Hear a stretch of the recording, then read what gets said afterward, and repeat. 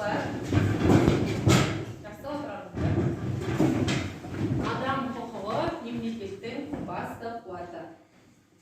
Бүгінгі сабағымыздың мақсаты қоғамдық саяси, ғылыми, коммуникативтік жағдаятқа сай тиісті сөздер мен фразаларды таңдау, орта көлемді монолог дайындау. Қазақстан егемендікке қол жеткізгеннен кейін адам құқығы мен бостандығы мемлекеттік саясаттың басты негізі болып саналады.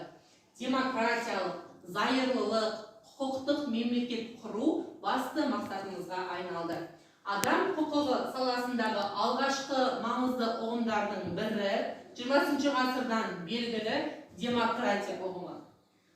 Демократия ұғымы әлем бойынша демократияның алуан түрлі анықтамасы бар. Қазіргі тілде демократия сөзінің бірнеше мағынасын ұсынайын.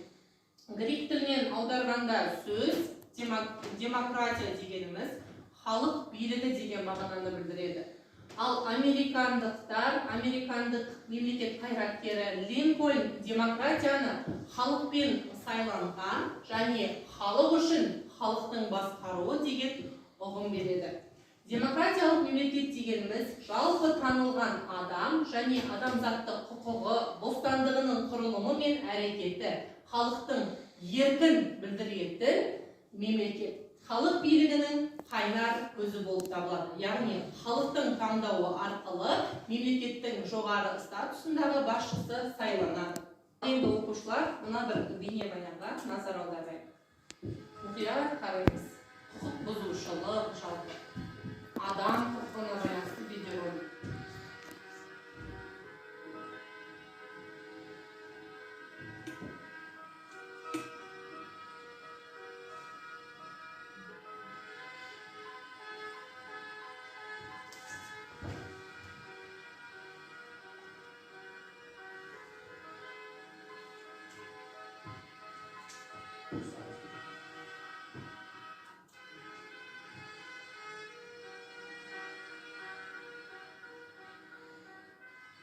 Қоғамдық орындарда масан күйде жүруге болмайды.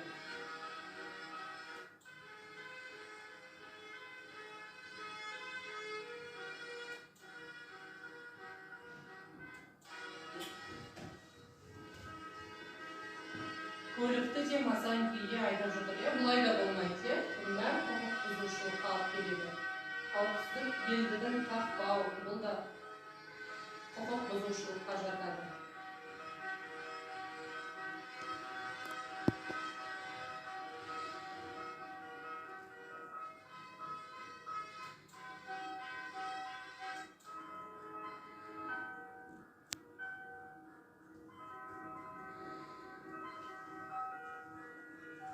Бөгде адамдардың мазасын алу.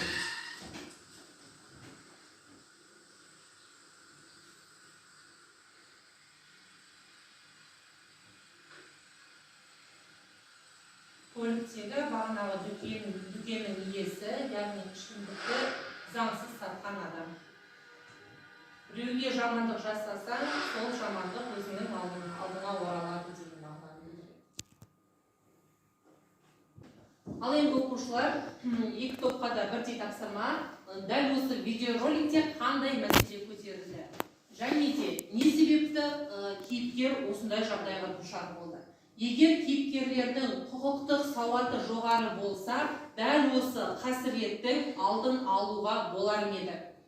Жауап берсек, бірінші топтан қандай жауап? Бұл мәселеде құқық бұзушылықты көруге болады. Дүкенде әлгі адам қандай құқық бұзушылықтар орын алды? Бірінші ішімдік сату, қоғамдық орындарда мас күйінде жүру. Екінші мәселе жақсы отырау, рахмет. Екінші қандай құқық бұзушылық болды? Екінші қоғамдық орында масан күйде болу және бөгде адамдарға тиісті болып саналды. Ондай да бар. Жақсы ұлдамай табылды. Және де осы мас күйінде көлік айдауда құқық бұзушылыққа жатады және қауіпсіздік шараларын белбеуін таққан жоқ, кейіпкер. Одан кейін қоғамдық орындардағы адамдардың мазасын алды. Кетіп бара жатқан. Қоғамдық орында масаң күйде жүруге болмайды. Егер де бұл кейіпкердің құқықтық сауаттылығы жоғары болса, дәл осы қасіретті оқиғаның алдын алуға болады енді. адамды басу. Жақсы.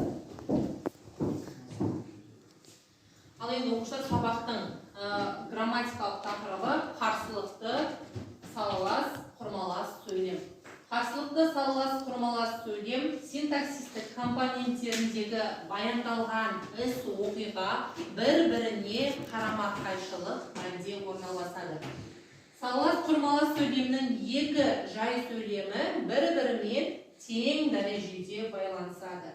Және де қарсылықты салалас, құрмалас сөйлемнің жасалу жолы екіге бөлінеді.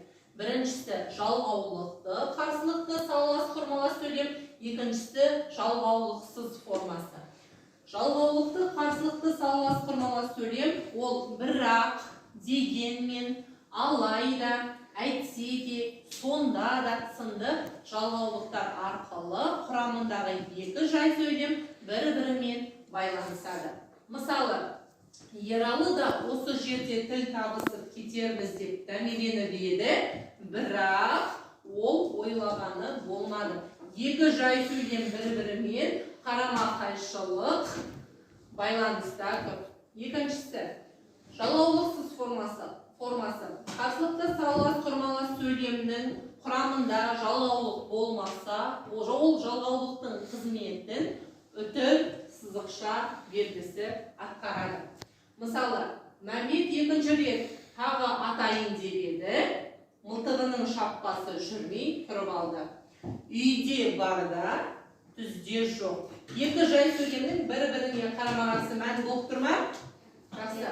Бірақ, дегенмен, алайда, әйтсе де сынды жалғаулықтардың қызметі үтір сызықша белгісі атқарады. Екінші тапсырма. Төменде берілген қанатты сөздердің мағынасына қарай өз қалауларыңызбен бірін таңдап, төрт қанатты сөздің несімен ерекшеленді сіз үшін астарлы ойын топпен талқылаймыз.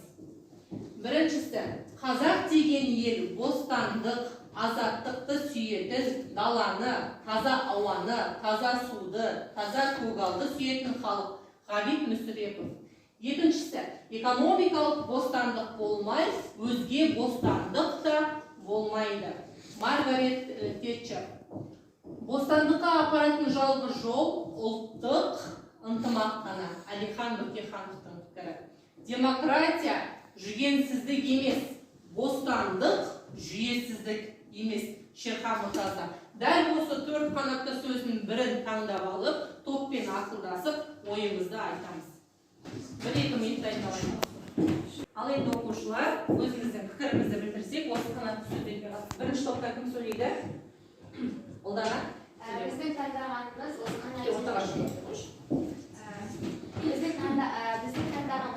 сөздерден екінші қанатты сөзіміз. Экономикалық бостандық болмай, өзге бостандық та болмайды. Яғни бұл жерде экономикалық бостандық дегеніміз ол біздің күнделікті тұрмыс тіршілігімізде қолданып жүрген заттарымыз бар, тағамдарымыз, яғни осы олардың күрт бағасы өсуі осы экономикалық жағдайға байланысты, яғни ол бостандықсыз яғни бостандықсыз болса, онда бізде де басқа да бостандық болмайды. Жақсы, Ұлдананың айтпақ болған ойы, елімізде баға тұрақтылығы болу керек. Баға тұрақты болған жағдайда ғана халық бостандықта, яғни бақытты өмір сүреді. Әрине, бағаны қымбаттау арқылы көптеген халқымызда қиыншылық көріп жатыр, халқымыз. Сол қиыншылықтардың алдын алу үшін елімізде бағаның тұрақтылығы қалыптасу керек. Жақсы, Ұлдана, пікіріңе рахмет. Екінші топтан кім сөйлейді? Тамаша. Қанатты сөз қайсын таңдадық? Біз бостандыққа апаратын жалғыз жол бұл ұлттық ынтымақтастыққа деген қанатты сөз таңдадық. Себебі бостандыққа апаратын жалғыз жолдардың бірі ол ұлттық ынтымақтық деп аталады, ынтымақтық болады. Себебі бір жерде өмір сүріп жатқан адамдар бірімен ынтымақтастықта өмір сүруі қажет. Себебі олар бір-бірімен ынтымақтас болмай, бір-бірін бөліп жаратын болса, ол жерде ұйымшылдық болмайды. Сол уақытта ол жерде неше түрлі жағдайлар орын алып, оларда бір-бірімен түсінбеушілік болып жатады. Түсінбеушілік, қатыгездік, митинг, қарама-қайшылық пікір деген осыдан туындайды, иә. Бізде елімізде ынтымақ, береке, бірлік болған жағдайда еліміз Бостандықта болады. өмір сүреді, иә. Тамаша, Қазнақ, тіліңе рахмет.